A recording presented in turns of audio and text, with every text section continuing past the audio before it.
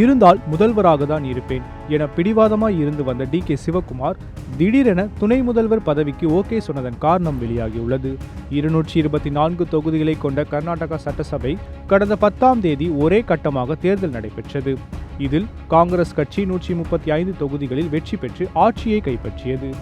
முதல்வர் வேட்பாளர் யார் என்றே அறிவிக்காமல் தேர்தலை எதிர்கொண்ட காங்கிரஸ் கட்சி அமோக வெற்றி பெற்றதை தொடர்ந்து அடுத்த முதல்வர் யார் என்ற கேள்வி எழுந்தது.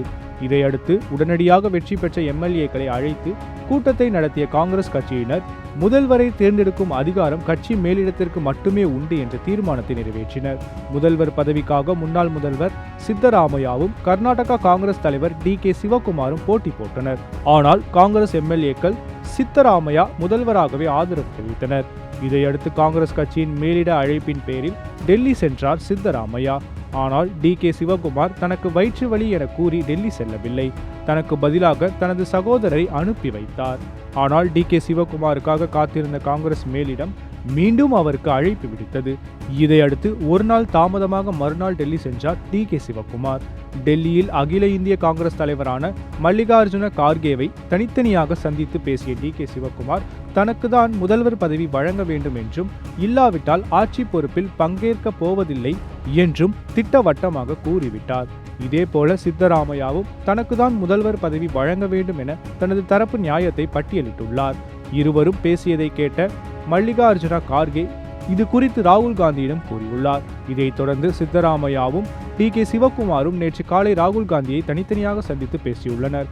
அப்போது சித்தராமையா தான் கர்நாடகா முதல்வர் என்பதை அவரிடம் உறுதி செய்த ராகுல் காந்தி டி.கே. சிவக்குமாரிடம் அவருக்கு துணை முதல்வர் பதவி என பேசியிருக்கிறார். ஆனால் இதனை ஏற்க மறுத்து பிடிவாதமாய் இருந்துள்ளார் டி.கே. சிவக்குமார்.